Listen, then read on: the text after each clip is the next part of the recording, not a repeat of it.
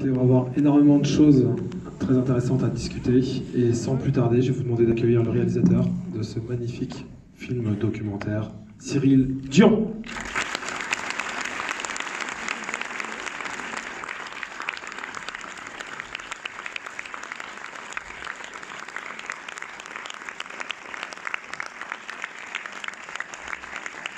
Bonsoir tout le monde.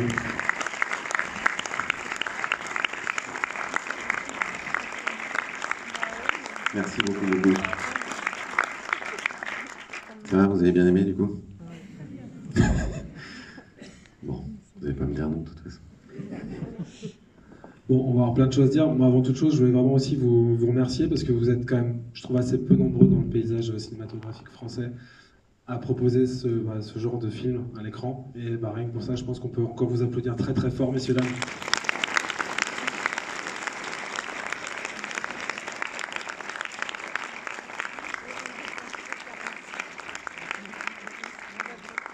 Et pour le coup, moi, j'ai eu tout de suite une question qui m'est venue. Je pense ça concerne vraiment l'origine en fait de ce projet. J'avais envie de savoir en fait si l'origine de ce projet c'était justement Bella et Vip Poulam ou si c'était justement cette histoire à raconter et que après ça a été à travers eux que vous avez voulu la raconter.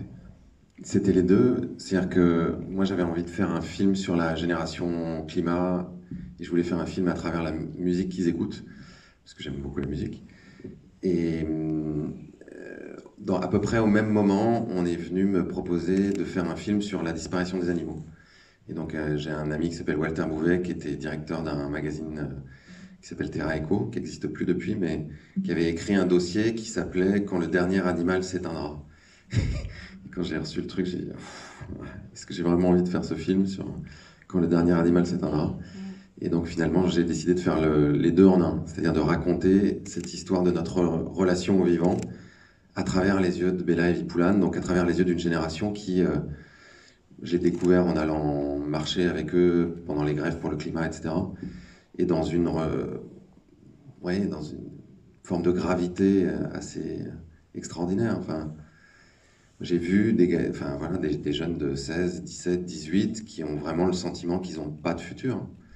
Que si la planète se réchauffe au-delà de 4 degrés, que si les espèces continuent à disparaître, c'est une forme d'irréversibilité. C'est ce que je disais tout à l'heure, quand on faisait les interviews, c'est presque pire que des générations qui ont connu la guerre, parce que la guerre, on se dit que ça va s'arrêter un moment, et qu'on va reconstruire. Là, si une partie de la planète devient inhabitable, c'est irréversible. La planète sera durablement un endroit beaucoup plus hostile. Et je me suis dit, qu'est-ce que c'est, enfin, comment est-ce qu'on peut vivre ça? Comment ils peuvent se projeter dans l'avenir? Et donc l'objectif, c'était d'essayer de les projeter, eux, dans l'avenir, en allant à la source du problème, en passant finalement d'un statut de militant d'ordinateur à on met les deux mains dedans, on ramasse du plastique, à un autre stade qui est on se rend compte que c'est pas suffisant parce que c'est le tonneau des Danaïdes, c'est-à-dire que le plastique continue à être produit en permanence, donc on pourrait y aller toutes les semaines, et d'ailleurs Afrose et son équipe y vont toutes les semaines.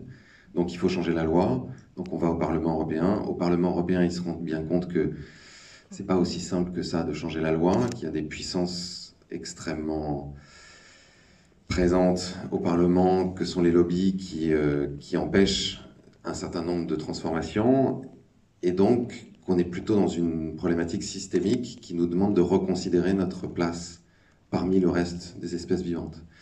D'où la deuxième partie où ils partent à la rencontre de ça, et c'était très drôle puisque en y allant avec eux, on s'est rendu compte qu'on connaissait rien, quoi. C'est-à-dire que même le moment avec Nicolas, quand il nous dit mettre des ruches pour protéger les abeilles, c'est quand même complètement débile. Quand on avait fait demain, on avait montré le toit de Pocheco avec des ruches partout, parce que c'était génial, pour protéger les abeilles.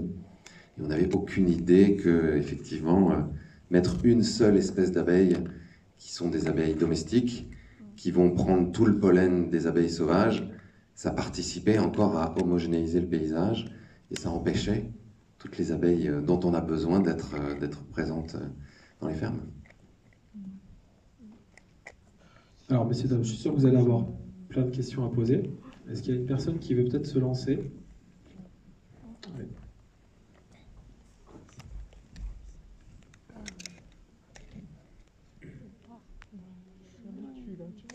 Bonjour, bonsoir. Tout d'abord, un grand merci, Monsieur Dion. C'était vraiment génial. Et c'est le film qui touche vraiment au cœur et je pense que vous êtes tous d'accord avec moi. Et j'ai une petite question. Pourriez-vous, s'il vous plaît, nous raconter un petit peu plus sur la durée de tournage? Combien de temps vous avez consacré? J'imagine que c'était l'aventure incroyable. Vous avez visité plein d'endroits. Vous pourriez nous raconter au niveau de tournage combien ça a duré? Merci. C'était pas si long que ça. En fait, on a tourné 55 jours, donc quasiment 2 mois, répartis sur 6 mois. Donc on a fait des voyages qui duraient entre 10 et 15 jours à chaque fois, dans les différents pays. Ce qui était une aventure incroyable pour Bella et Vipulan. Vipulan particulièrement, qui n'avait jamais voyagé de sa vie, qui avait été une fois au Sri Lanka voir sa famille, mais en dehors de ça, qui avait quasiment jamais quitté la France. Et que ce soit Bella et Vipulan, d'ailleurs, ils disent que c'est une des expériences les plus dingues qu'ils aient vécues jusqu'à maintenant. Donc ça les a fait un peu changer. Maintenant, Vipulan, il veut plus être climatologue, il veut être biologiste. Et c'est très rigolo parce que quand il regarde les rushs et qu'il se voit, il dit « Oh non, mais ça c'est trop moi à l'époque, j'étais vraiment un bouffon. » Quand on lui montre... parce qu'ils se sont fait un peu chahuter aussi. Hein. C'est-à-dire que quand ils sont allés voir Afrose en Inde, la réponse que Vipulan avait à peu près à toutes les objections d'Afrose, c'était désobéissance civile. Donc dès qu'il disait que je dis désobéissance civile, désobéissance.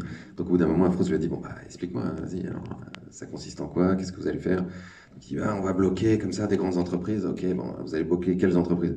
Bah des raffineries de pétrole. Ok, vous êtes combien? Bah, on est 30. Ah oui, d'accord. Ouais, donc vous allez super bien la bloquer. Et donc vous la bloquez combien de temps? 24 heures. Ah oui, d'accord. Bon. On va ramasser des mégots plutôt. Enfin, tu vois, il y a un moment, en fait, il fait un truc là. Et il les a vraiment poussés dans leur retranchement. Donc, ce qui ne veut pas du tout dire que la désobéissance civile n'est pas efficace, mais il leur montrait que c'était pas du tout à l'échelle du problème. Et que s'ils voulaient vraiment avoir un impact, à un moment, il fallait avoir une stratégie et que cette stratégie soit un peu en adéquation avec le problème tel qu'il est. Et l'ampleur aussi des forces qui étaient face à eux. C'est ce qu'ils ont découvert aussi au Parlement européen et tout ça.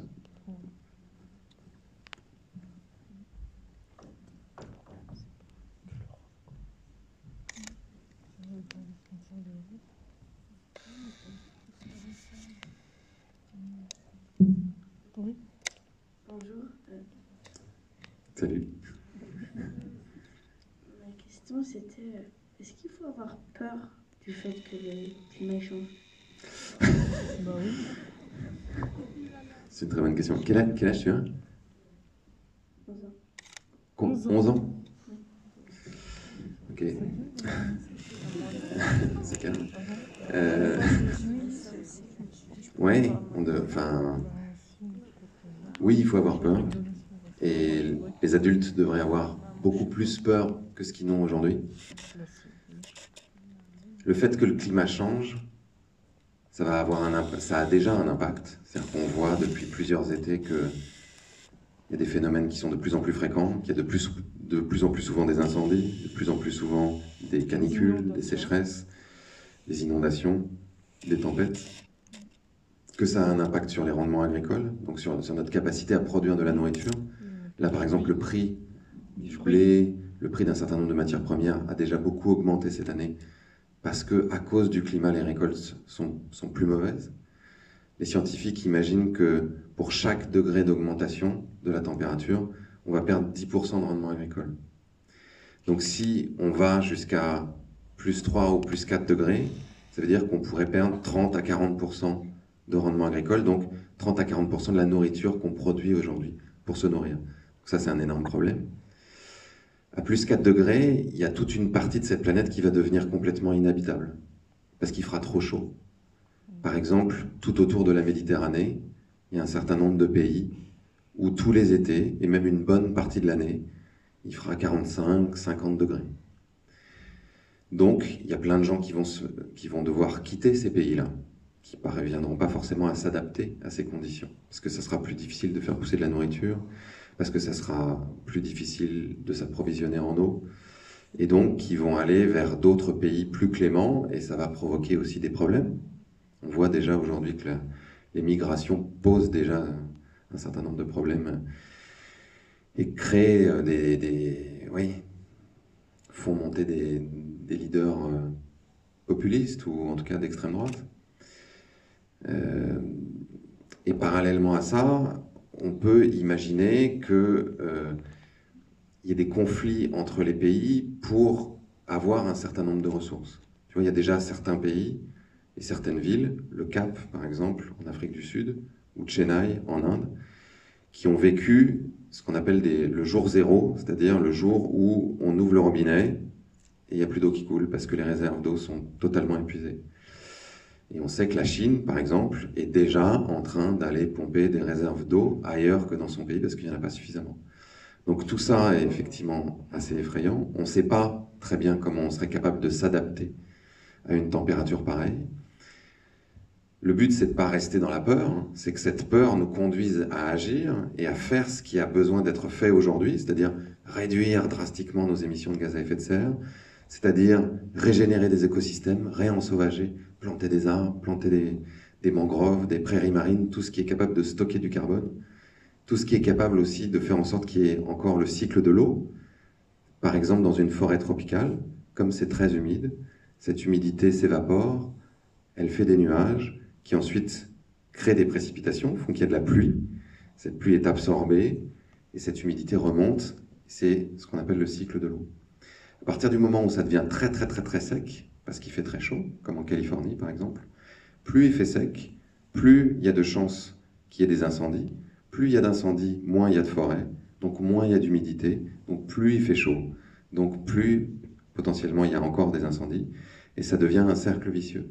Et c'est pour ça que des scientifiques imaginent qu'à plus 4, plus 5 degrés, la forêt amazonienne pourrait se transformer en savane, comme ce qu'on connaît au Kenya. C'est une réalité effectivement terrifiante. Enfin, je veux dire, l'humanité n'a jamais déstabilisé à ce point-là son habitat. Le seul endroit qu'on connaît où la vie est aussi facile et agréable. Donc ça devrait être un signal d'alarme considérable pour que tous les pays se mobilisent et fassent quelque chose aujourd'hui. Ouais. Désolé d'avoir miné le moral encore plus.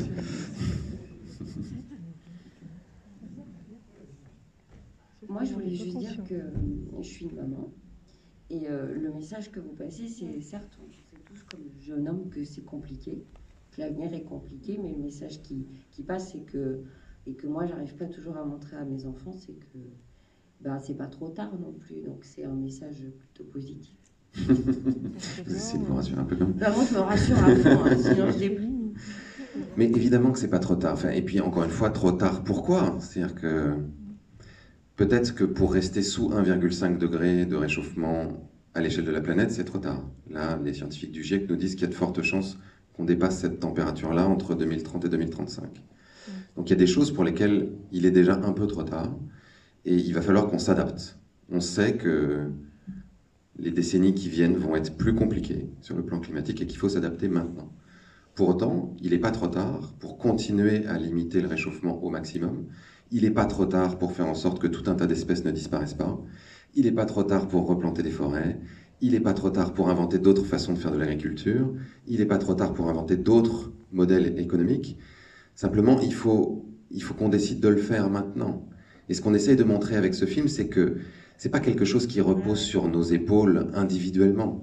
C'est que c'est un problème systémique. Je ne sais pas comment vous avez vécu cette séquence avec l'éleveur de lapins, mais c'est ça qu'on essaye de montrer avec cette séquence. C'est qu'au départ, on a un peu tendance à le juger, et puis au milieu de la séquence, quand on comprend qu'il gagne 350 € par mois, on voit qu'il est en cage avec ses lapins, et qu'il est prisonnier, effectivement, d'un système. C'est ce que dit aussi Valérie Cabane à la fin. Aujourd'hui, 70% des émissions de gaz à effet de serre, c'est une centaine d'entreprises dans le monde. Donc, faire croire à chacun d'entre nous que c'est de notre faute, et que c'est parce qu'on ne recycle pas et qu'on prend notre voiture que le climat se dérègle, c'est assez pervers, finalement. Parce que fondamentalement, on serait tous d'accord pour faire autrement qu'acheter des aliments emballés dans je ne sais combien de tonnes de plastique. On serait d'accord pour se déplacer autrement qu'avec des voitures qui fonctionnent avec du pétrole si on en avait la possibilité. Et parfois, on en a la possibilité. C'est très bien de le faire. Chaque fois qu'on peut le faire, il faut le faire. Mais là où on a le plus d'énergie à mettre, c'est dans cette transformation des structures. Donc c'est les gens pour qui on va voter. C'est les personnes qui vont s'engager en politique aujourd'hui. Je vois que vous êtes un certain nombre de personnes un peu plus jeunes que moi dans la salle, bien que je sois encore très jeune, mais c'est les métiers que vous allez faire. C'est les gens qui seront demain dans les hautes administrations. C'est les gens qui seront des chefs d'entreprise ou qui créeront des entreprises. On a besoin de transformer cette culture. Le problème, il est à la fois culturel et structurel. Culturel parce qu'on continue à croire que l'objectif, par-dessus tous les autres, c'est d'avoir de la croissance économique du PIB. Et ça, c'est en train de nous emmener à la catastrophe. Et structurel parce que toutes nos structures sociales, économiques, politiques sont construites pour faire marcher cette histoire-là, pour faire que ce récit continue à être justement la priorité. Et donc, quand on agit à notre échelle, évidemment, ce qui est important, c'est chaque petite tonne de CO2 qui est économisée, mais c'est aussi la transformation culturelle que ça occasionne. À partir du moment où chacun d'entre nous va être totalement convaincu que la disparition des espèces et le changement climatique sont des problèmes majeurs et qu'il n'est plus possible de voter pour un responsable politique qui n'a pas un plan absolument drastique pour faire face à ces enjeux-là, ça se transformera. À partir du moment où on arrêtera d'aller travailler pour des entreprises qui détruisent les écosystèmes ou qui réchauffent le climat, qu'on arrêtera de mettre notre argent dans des banques qui continuent à investir des milliards dans les énergies fossiles. C'est toute cette transformation-là, en fait, dont on a besoin, et qui ne se fait pas en 5 minutes, et qui, encore une fois, n'est pas uniquement sur nos épaules. C'est un mouvement de l'histoire. Et évidemment, plus la situation va être grave, plus chacun d'entre nous va être face à une sorte d'obligation de bouger. J'interviewais cet été un écologiste qui s'appelle Paul Hawken en Californie, qui a 75 ans, qui me disait « Mais le mouvement climat va devenir le plus grand mouvement du XXe siècle. C'est inévitable. La question, c'est de savoir quand. Est-ce qu'on va attendre qu'il soit vraiment trop tard ou que la situation soit tellement dégradée que ça impacte déjà nos modes de vie de façon terrible, ou est-ce qu'on va le faire dès maintenant, tout en sachant que ça va arriver? C'est ça la vraie question. Bonsoir. Merci pour le film. Alors, moi, je retiens plusieurs messages. J'ai bien aimé, à un moment donné, le fait qu'il était dit pour agir, il faut connaître. Et puis, à la fin, Bella qui dit en fait, j'ai plus appris sur l'homme et sur nos besoins de coopération et de ne pas ériger non plus un système de pensée anti-tout. Et puis, j'ai envie aussi de répondre aux petits jeunes. Moi, je travaille sur la protection de la nature, mais du coup, en fait, ce qui est très positif quand même avec la biodiversité, c'est que le vivant reprend ses droits très, très vite. Mmh. Et on a une capacité d'agir très rapide, beaucoup plus que sur le sujet climat. Et la biodiversité est intrinsèquement liée au climat, c'est-à-dire qu'elle est une solution aussi d'adaptation et de prévention du changement climatique. Un petit exemple, dans mon jardin de 1000 m² en centre-ville d'Orléans, parce que c'est une ville quand même de jardin, j'ai cette chance-là. J'ai fait un test, j'ai arrêté de tondre ma pelouse. Et ben, j'ai eu cette année des espèces incroyables de fleurs. Je les ai toutes inventoriées pour essayer de voir quelles étaient les espèces les plus endémiques ou voire me séparer des espèces exotiques envahissantes. Et puis j'ai eu plein d'insectes, j'ai eu plein d'oiseaux et j'ai un écosystème qui est revenu. Et en fait, ça prouve juste sur une saison que changer des petites habitudes, ça peut aller très vite sur le vivant. Donc j'ai envie de répondre à ce jeune en disant, tu peux avoir peur, mais tu peux aussi avoir confiance. Il faut agir, et agir, ça veut dire connaître, et effectivement connaître cette complexité. Quels sont les bons acteurs aussi pour nous aider à comprendre cette complexité sans en avoir forcément une phobie? Ces acteurs associatifs, sont les naturalistes. Il y a beaucoup d'associations ici en région Centre-Val de Loire qui offrent ces possibilités de rencontres sur le terrain, d'aller observer les milieux naturels et les espèces. Un autre message, c'est ça, c'est qu'effectivement, sans milieu naturel, sans espace, sans habitat, il n'y a pas d'espèce. C'est absolument intrinsèquement lié. Et on a besoin aussi de préserver nos habitats et d'aller les connaître et savoir comment se comporter dans ces habitats. Et donc, effectivement, il y a plein de sujets. Il y a les sciences participatives, il y a faire des inventaires, il y a s'intéresser à ce qui est autour de nous. Et quelque chose qui n'est pas traité dans le film, mais c'est normal parce qu'il faut aussi attirer. On voit beaucoup la nature sauvage d'Afrique, du Sri Lanka, etc. Nous, la problématique qu'on peut avoir sur les enjeux de biodiversité locale, c'est de se dire, en fait, on est un peu en concurrence avec les représentations. Donc, c'est la question aussi de la pensée, de comment est-ce qu'on imagine ce monde.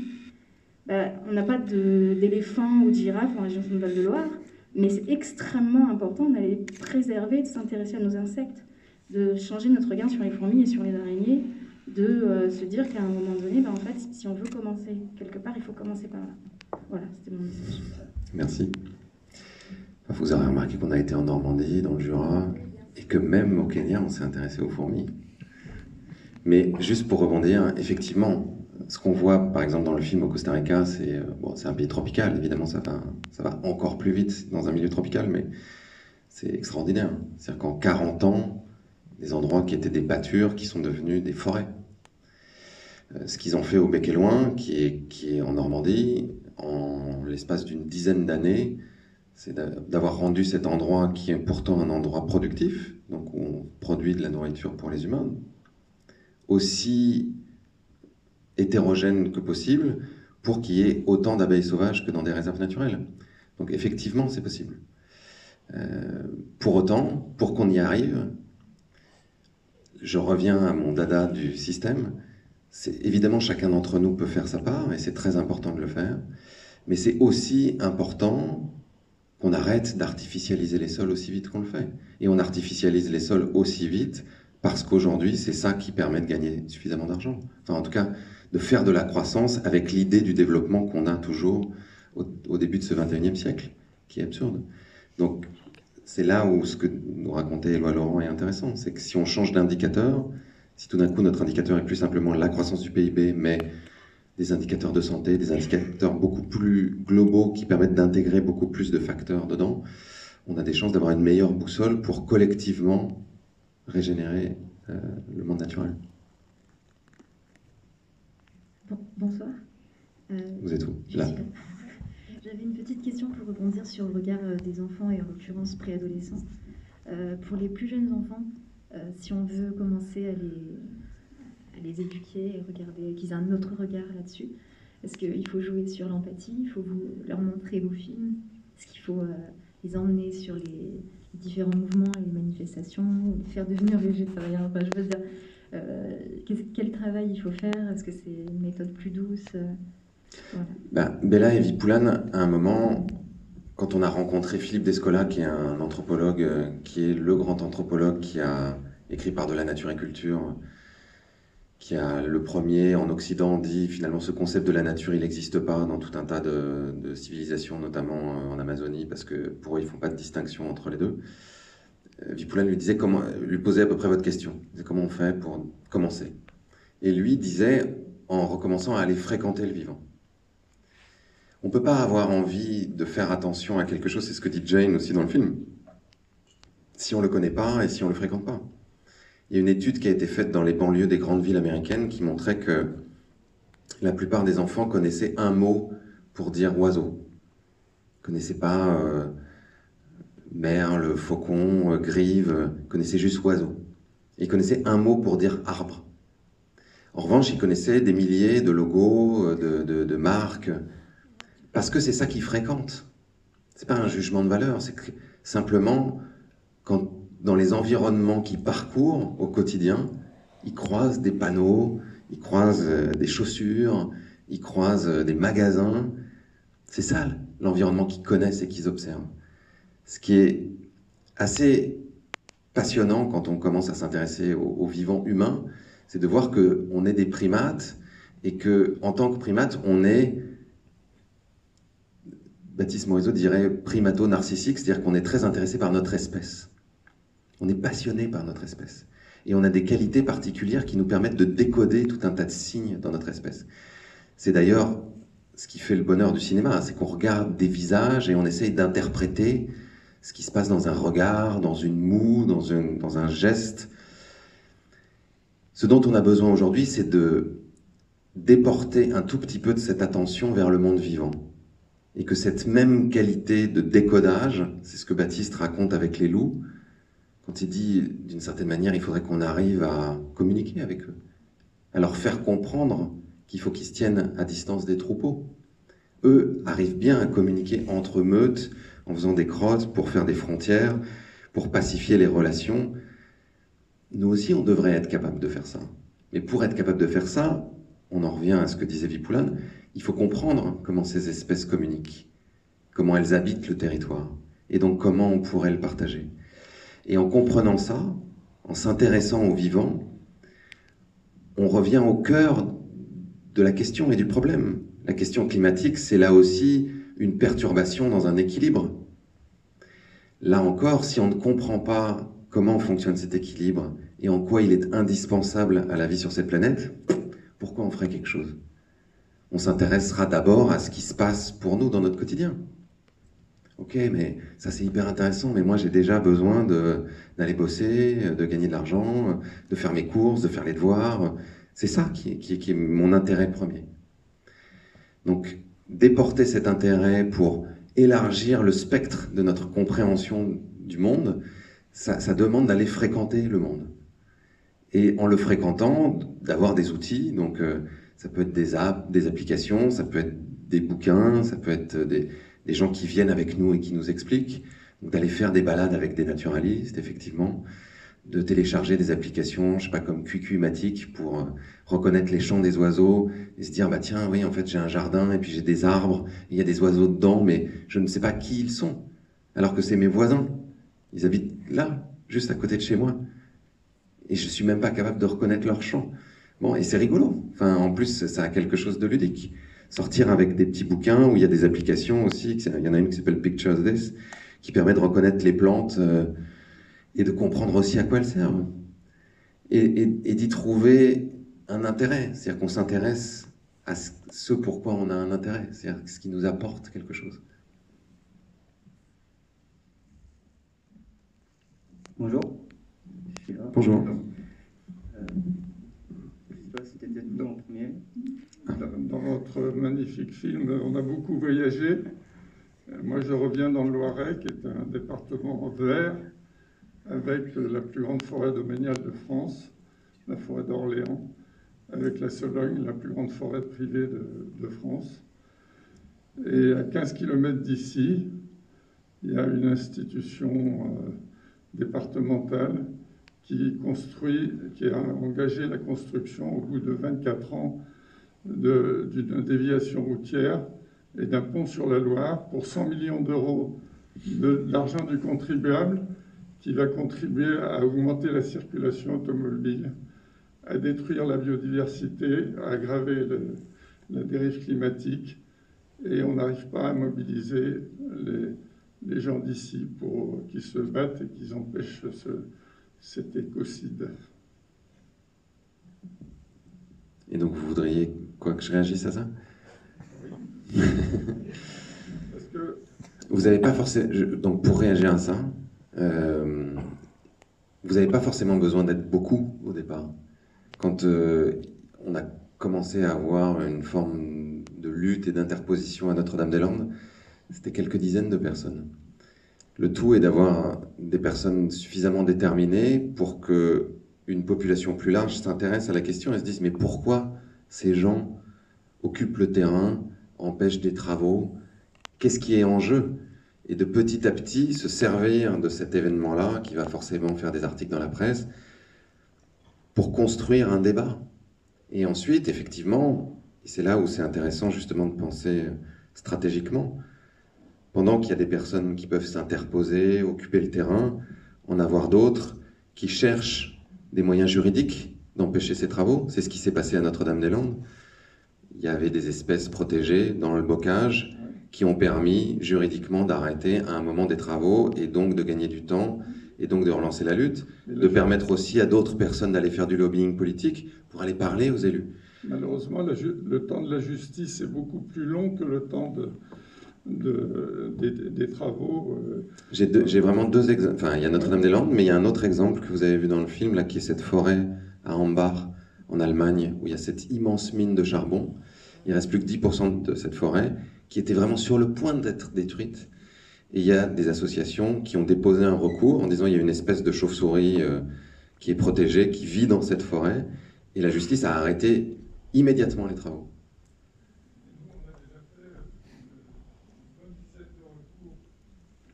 Je ne connais pas la situation locale, monsieur, je ne vais pas être hyper pertinent, mais je vous donne des pistes. Et s'il y a des gens dans la salle qui ont envie de se mobiliser pour ça, profitez-en, vous êtes tous ensemble réfléchissez peut-être à d'autres stratégies. C'est pour dire surtout que les problèmes sont aussi près de chez nous. Bien sûr. Sous nos yeux. Absolument. Bonjour. Tout d'abord, merci beaucoup pour votre film et votre présence ici. Dans votre film, vous soulignez pas mal la puissance des lobbies face aux décisions politiques. Et sauf erreur de ma part, vous avez été un des pionniers de la Convention citoyenne pour le climat, dont la finalité n'a pas forcément été celle que vous espériez au début. Et ma question, c'est comment vous faites, après avoir essayé de changer finalement le système de l'intérieur, pour rester optimiste. On a un ministre de l'Environnement qui a démissionné face à la puissance des lobbies. Donc, finalement, comment vous faites pour rester optimiste et quels conseils vous pouvez nous donner pour qu'on arrive finalement à changer le système après certains échecs? Et finalement, oui, il existe des cas, comme le Costa Rica, qui restent peut-être marginaux. Comment est-ce qu'on peut faire à l'échelle déjà de l'Europe, je pense? Alors, si je le savais, je le dirais. C'est-à-dire que si j'avais une formule magique qui nous permettait de résoudre le problème, je partagerais mon idée géniale. En fait, d'une part, je ne peux pas dire que je suis vraiment optimiste. Il n'y a pas de raison d'être optimiste, puisque la situation se dégrade de plus en plus. En revanche, ce que j'essaye de faire, c'est d'opposer, en fait, à la fois le changement climatique et à la fois l'effondrement de la biodiversité, c'est des logiques mortifères. Et c'est ça qui fait peur. Quand tu demandais tout à l'heure, est-ce qu'il faut avoir peur? On a peur parce que ça nous confronte à l'idée de la mort, d'une certaine manière. Mais l'idée de la mort, elle est déjà là. Enfin, je veux dire, j'imagine que vous êtes tous au courant que vous allez mourir à un moment. Si vous ne le savez pas, je vous le dis, vous allez mourir. Je suis désolé. Un jour ou l'autre, j'espère le plus tard possible. Et donc, la grande question, c'est comment est-ce qu'on vit entre le moment où on est et le moment où on meurt? Et comment est-ce qu'on oppose des logiques de vie à des logiques de mort? Et c'est ça qu'on essaye de faire quand on régénère. C'est ça qu'on essaye de faire quand on va aider des personnes en détresse. C'est ça qu'on essaye de faire quand on essaie de protéger des animaux qui sont en voie de disparition ou de faire en sorte que des animaux d'élevage vivent mieux. C'est de chaque matin se lever pour quelque chose qui a du sens et qui nous rend plus vivants. Ça, c'est le premier conseil que j'ai envie de vous donner. C'est de vous dire, la première façon de mettre un petit bâton dans la roue de ce système, c'est de refuser de continuer à jouer le jeu de la destruction et de la mort, et d'essayer de se demander comment est-ce qu'on peut jouer le jeu de la vie, comment est-ce qu'on peut nourrir la vie chaque jour. Il y a plein de façons de le faire, 1 million de façons, en fonction des talents que vous avez, des passions que vous avez, des situations dans lesquelles vous vivez. L'autre chose, c'est le problème méta, on va dire. C'est ce que vous demandiez, comment on fait à l'échelle de l'Europe, etc.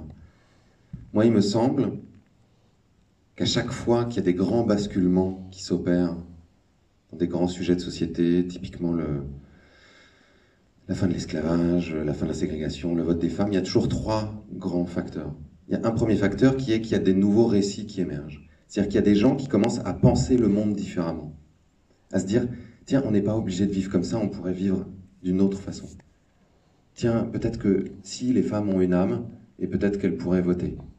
Et peut-être même qu'elles pourraient avoir les mêmes droits que les hommes et être payées autant. Ben, un jour, il y a des hommes et des femmes qui se sont mis à penser comme ça, alors que la société pensait complètement l'inverse. Un jour, il y a des hommes et des femmes qui se sont dit, tiens, mais en fait, les noirs et les blancs pourraient aller dans les mêmes toilettes et dans les mêmes bus. Et ce ne serait pas scandaleux. Tiens, on pourrait vivre dans un monde où il n'y a pas l'esclavage. C'est le truc de Martin Luther King, quand il dit « I have a dream ». Il dit « I have a dream ». Je rêve qu'un jour mon fils vive dans un monde où les noirs et les blancs auraient les mêmes droits. Donc ça, c'est l'émergence de nouveaux récits. Et ces récits, ils viennent à la fois de penseurs, de films, de gens qui se mettent à vivre différemment, tout simplement. Et ça, c'est déjà présent dans la société. Même si c'est encore relativement marginal. Je pense que ça l'est même de moins en moins. Il y a un deuxième facteur qui vient se conjuguer avec celui-là, qui est la lutte, les rapports de force. Dans chacun des exemples que j'ai donnés, il y a eu des rapports de force, à la fois non violents, si on prend le cas de Martin Luther King, et à la fois plus musclés. Pendant qu'il y avait Martin Luther King, il y avait aussi Malcolm X et les Black Panthers, qui faisaient de l'action directe, qui engageaient vraiment des rapports de force, qui déclenchaient des émeutes. Ça a été la même chose en Inde, Ça a été la même chose quand il y a eu l'abolition de l'esclavage, ça a commencé par des révoltes d'esclaves dans les plantations qui étaient sanglantes. Donc aujourd'hui, il y a des militants qui appellent à aller plus loin, qui appellent par exemple à faire du sabotage, à saboter des pipelines. Il y a un auteur qui s'appelle Andreas Malm, qui est professeur de géographie en Suède, qui a écrit un livre qui s'appelle « Comment saboter un pipeline », qui dit « C'est quoi la violence aujourd'hui ? Est-ce que c'est d'aller saboter un pipeline ? Ou est-ce que c'est de construire un pipeline, comme fait Total en Ouganda, aujourd'hui, le plus grand pipeline d'Afrique de l'Ouest, tout en sachant que dès ce jour-là, dès maintenant, on devrait arrêter de construire la moindre infrastructure fossile sur la planète. C'est pas moi qui le dis, c'est l'Agence internationale de l'énergie. C'est quoi la vraie violence ? Donc ce rapport de force-là, il commence à exister, mais il est amené à devenir de plus en plus important. Ce que je disais tout à l'heure, des gens qui vont aller s'interposer, des gens qui vont saboter, des gens peut-être qui vont faire de l'action directe, parce que la situation va devenir de plus en plus critique et que la réponse politique n'est pas à la hauteur de l'enjeu et qu'à un moment, les gens vont se révolter simplement parce qu'ils vont se sentir en danger. Ça, c'est le deuxième facteur. Le troisième facteur, c'est les circonstances historiques.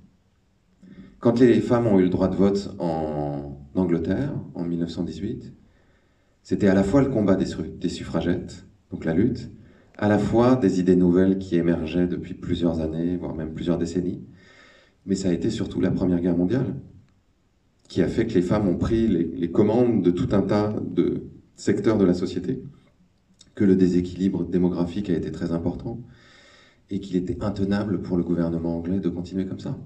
Quand l'Inde a été indépendante, oui, il y avait Gandhi avec la marche du sel, oui, il y avait justement l'idée que les Indiens ne valaient pas moins que les Anglais et qu'ils pouvaient totalement être maîtres dans leur pays. Il y avait l'action directe, mais il y a eu aussi la Deuxième Guerre mondiale, et le fait qu'à la fin de la Deuxième Guerre mondiale, tout un tas de pays coloniaux n'étaient plus capables de tenir leurs empires, ni militairement, ni financièrement. Et cette circonstance historique, aujourd'hui, c'est le changement climatique, qui est en train de créer des tensions un peu partout. J'ai été tourné en Californie au mois de juillet. J'étais à Portland. À Portland, ils ont vécu 3 événements climatiques en moins d'1 an. Ils ont vécu des méga-feux donc l'été dernier. Cet hiver, ils ont eu un orage de glace qui a créé une coupure d'électricité pendant une semaine. Et là, ils ont eu un dôme de chaleur avec 46 degrés, des gens qui mouraient dans les rues, parce qu'il y a énormément de SDF à la fois à Seattle, à Portland, à San Francisco. Donc des gens qui vivent dans des tentes, qui avaient nulle part où se réfugier. Ils ont été obligés d'ouvrir des gymnases pour refroidir les gens plutôt que de les réchauffer comme on fait d'habitude en hiver chez nous, pour les sans domicile fixe. Bon, ça, c'est une circonstance historique inévitable. Donc ces 3 mouvements vont forcément se rejoindre. Mais il n'y a pas de solution magique. Je ne sais pas quand, je ne sais pas exactement comment. La seule chose qu'on peut faire aujourd'hui, c'est décider de s'engager dans ces voies. C'est-à-dire de faire émerger des récits différents, de s'engager dans une forme de résistance. Et puis, au moment où ces circonstances historiques vont se produire, de pousser. Donc ça commence dès maintenant. Encore une fois, dans la façon dont on va, dans le métier qu'on va faire, dans les gens pour qui on va voter, dans là où on va mettre les banques dans lesquelles on va mettre notre argent, c'est déjà aujourd'hui.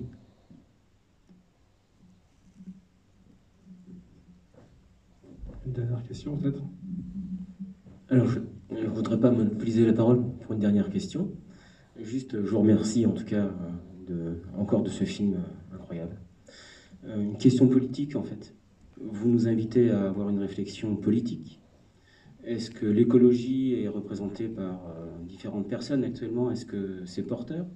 Quel est le rapport que vous avez pu avoir avec M. Macron quand vous avez dû négocier avec lui? Est-ce qu'il a entendu votre récit? Est-ce qu'il a un autre récit, lui, de la vie? Comment ça se passe? Ça se passe bien. Quelqu'un qui est aujourd'hui à la présidence de la République en France, mais je pense que c'est le cas dans un certain nombre de pays du monde, est principalement obnubilé par le fait de garder le pouvoir et éventuellement donc d'être élu. Une bonne partie de la classe politique est obnubilée par le fait de gagner le pouvoir pour gagner le pouvoir. Ce qui est assez déstabilisant avec Emmanuel Macron, c'est qu'il est capable de dire tout et son contraire, voire de faire des choses qui, d'un point de vue politique et idéologique, ont l'air d'être absolument pas sur le même plan. Il y a des choses qui sont vraiment de droite et des choses qui sont vraiment de gauche. Tout simplement parce qu'il est dans un opportunisme, enfin en tout cas moi c'est ma lecture de la situation, qui est insensée. Mais je veux dire, il n'est pas le seul. Jacques Chirac au départ était plutôt de gauche, et puis il y avait une place à droite et il est devenu de droite. Mitterrand était plutôt de droite, il y avait une place à gauche, il est devenu de gauche. C'est terrible à dire, mais c'est pas forcément un problème de personnes, c'est un problème d'institution, c'est un problème de course à l'échalote. Regardez comment se passent les élections aujourd'hui. C'est une sorte de cirque. Les élections présidentielles vont avoir lieu en 2022. Vous voyez bien comment ça va se passer. Les médias sont déjà en train d'hystériser le débat autour de quelques sujets qui tournent autour de la sécurité, l'islam. On a très peu de place pour avoir un vrai débat d'idées. Et d'ailleurs, Emmanuel Macron lui-même, pendant la campagne de 2017, quand il était interrogé par des journalistes, puisqu'il a mis beaucoup de temps à dévoiler son programme. Et je me souviens d'une journaliste qui lui avait dit « Mais alors, quand est-ce qu'il arrive, votre programme ?» Et il avait dit « Mais c'est pas avec un programme qu'on gagne une élection. » Et il avait raison. Aujourd'hui, c'est pas avec un programme qu'on gagne une élection. La plupart des votes sont extraordinairement irrationnels. Ils sont d'autant plus irrationnels qu'ils sont de plus en plus susceptibles d'être manipulés. Je discutais il y a 15 jours avec des amis qui travaillent dans la Silicon Valley, donc qui sont en contact avec les patrons de la tech, quoi, enfin des réseaux sociaux, qui m'expliquaient qu'il y avait de très fortes chances que les élections se jouent sur les réseaux sociaux et se jouent en fonction de la façon dont les algorithmes allaient être réglés. Aujourd'hui, les algorithmes sont réglés pour qu'une publication soit virale quand elle a un maximum de commentaires. Ce n'est pas le nombre de likes, ce n'est pas vraiment l'adhésion à une publication qui crée sa viralité aujourd'hui, c'est le nombre de commentaires qui est en dessous. C'est pour ça qu'il y a des gens qui sont payés pour aller faire des commentaires factices. Et c'est aussi pour ça que plus une publication est polémique, plus elle devient virale. Et donc, mécaniquement, les médias, qui de plus en plus sont dépendants des réseaux sociaux pour qu'on aille lire leurs articles en ligne, puisqu'il y a de moins en moins d'exemplaires papier qui sont vendus, les médias se retrouvent à favoriser ce type de mécanisme, c'est-à-dire à faire des articles polémiques, pour que ça suscite beaucoup de commentaires, pour qu'il y ait beaucoup de gens qui aillent les lire. C'est une mécanique qui est purement économique, purement financière. Et c'est la même chose avec les élections aujourd'hui. Il y a cette journaliste du Guardian qui a enquêté sur le scandale de Cambridge Analytica. Vous pouvez regarder un documentaire sur Netflix qui est passionnant, qui s'appelle The Great Hack, qui raconte justement de quelle façon cette entreprise privée Cambridge Analytica a micro-ciblé des électeurs grâce à toutes les données qui sont collectées à chaque fois qu'on va sur les réseaux sociaux pour influencer l'élection de Donald Trump et le vote sur le Brexit. Et donc cette journaliste du Guardian, qui a enquêté pendant 1 an et demi sur ce scandale, disait « Honnêtement, aujourd'hui, je ne sais pas comment on peut faire pour avoir encore une élection libre, en tout cas qui ne soit pas suspectée d'être influencée. » Et ça s'est joué à très peu de choses. C'est-à-dire que pour l'élection de Donald Trump, ils ont ciblé uniquement les électeurs qui étaient susceptibles de changer d'avis dans les États, donc ce qu'on appelle les swing states, c'est-à-dire les États qui sont tantôt démocrates, tantôt républicains pendant les élections. C'était très peu de gens, je crois que c'était 80 000 personnes. Et ces 80 000 personnes, comme on avait suffisamment de données, puisqu'on laisse des données tous les jours sur les réseaux sociaux, sur Internet, sur Google, dans nos mails, dans nos textos, étaient suffisamment bien ciblés pour qu'on puisse calibrer des messages très efficaces pour orienter leur vote. C'est ce qui risque de se passer. Et mes amis, justement, qui étaient là, disaient « Mais c'est fou, personne n'en parle. Personne n'en parle dans les médias, personne ne parle du fait que c'est là que se jouent les choses, beaucoup plus que dans les meetings, beaucoup plus que l'affichage dans les rues, beaucoup plus que les débats télévisés. Et ce qui est terrible, c'est que ça nous donne en plus le sentiment que nous allons voter en toute connaissance de cause, selon nos affinités. Et ce n'est pas forcément le cas. Et donc, qu'est-ce qui va faire que des gens vont pouvoir faire ça? L'argent qu'ils vont pouvoir investir. Aux États-Unis, c'est déjà comme ça. Plus un candidat est capable de lever d'argent, plus il est capable d'engager des compagnies qui font ça. Obama a fait ça aussi, il a fait du micro-ciblage. Plus ils sont capables de saturer l'espace de communication. Donc, d'une certaine manière, moi, ce que je retire de cette expérience avec Emmanuel Macron et de la Convention citoyenne, c'est que le problème est avant tout institutionnel. On aurait besoin d'avoir des structures institutionnelles beaucoup plus démocratiques. On devrait, à mon avis, aller vers des modes de scrutin qui sont plutôt du jugement majoritaire que des élections à élimination comme on fait aujourd'hui. On devrait avoir des mécanismes du type référendum d'initiative citoyenne. Moi, je pense que ça devrait même être des référendums d'initiative citoyenne délibératifs qui permettent aux citoyens de prendre des initiatives en cours de mandat. C'est-à-dire qu'on ne soit pas prisonnier d'un système où on vote pour quelqu'un et puis pendant 5 ans, on le laisse parce qu'on n'a pas le choix de faire ce qu'il veut faire. Et s'il a tenu aucune promesse 5 ans plus tard, la seule chose qu'on peut faire, c'est éventuellement ne pas voter pour lui. Et souvent, on va voter pour quelqu'un d'autre qui ne tiendra pas ses promesses non plus et ça continue à pas avancer. La démocratie, ça devrait pas être ça. La démocratie, ça devrait être tout au long de l'année, tout au long du mandat de nos élus, être capable d'engager des rapports de force, de proposer des lois, de s'opposer à des lois, de faire des référendums, et donc d'être dans une participation active.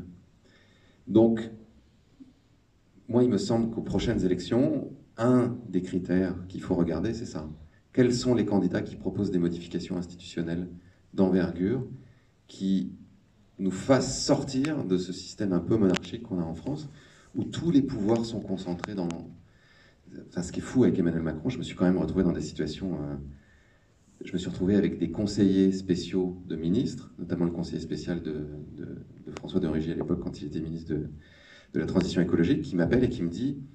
Donc c'était avant que Macron fasse son discours du 25 avril, là où il annonçait la Convention citoyenne, et il m'appelle et il me dit, est-ce que vous savez ce que le président prévoit de dire ce soir? Et je dis, mais vous foutez de moi, quoi. C'est vous qui êtes conseiller spécial du ministre, c'est pas moi.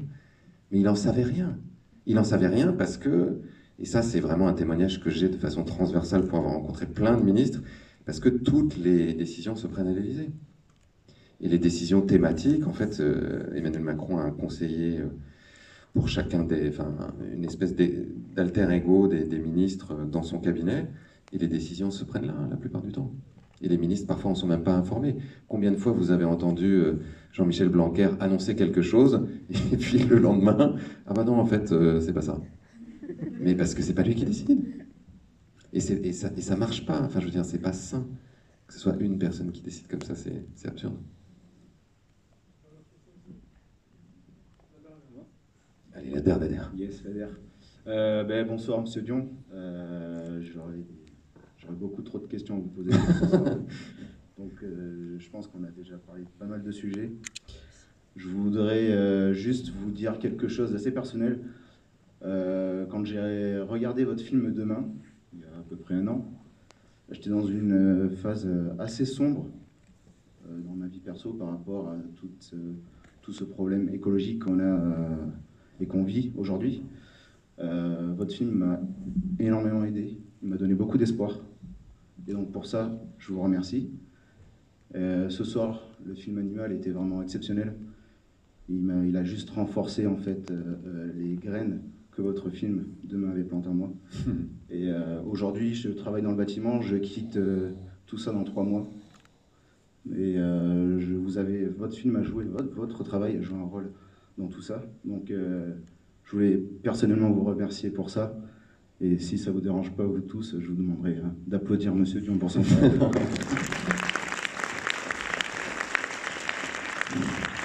Merci beaucoup, très bien. Merci beaucoup. Merci de dire ça parce que ça me touche beaucoup et j'ai besoin aussi parfois qu'on me redonne de l'énergie parce que c'est quand même beaucoup d'énergie de faire tout ça.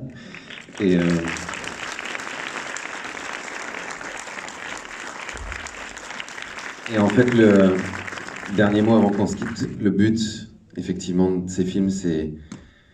Quand je disais défendre le vivant, moi j'ai envie que vous repartiez avec ça, avec de l'énergie pour défendre la vie, en fait, défendre le vivant et d'abord défendre votre propre vie, mais aussi celle de toutes les espèces qui sont autour de nous. Donc j'espère que ce film a un peu aidé ce soir.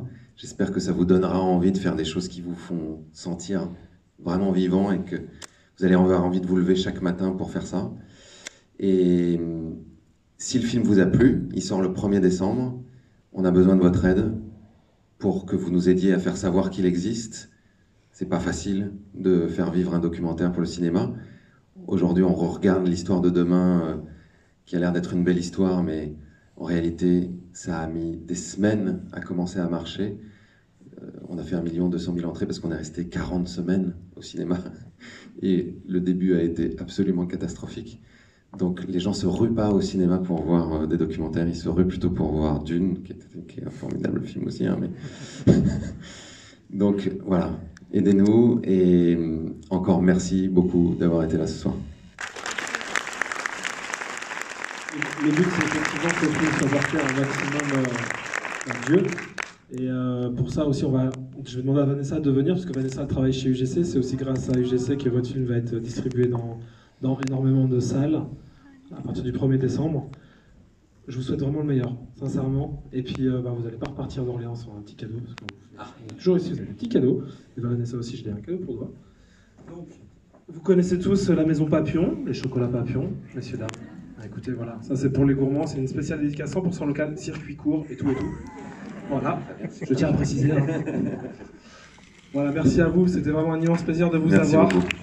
Merci infiniment. Messieurs, dames, on vous donne rendez-vous la semaine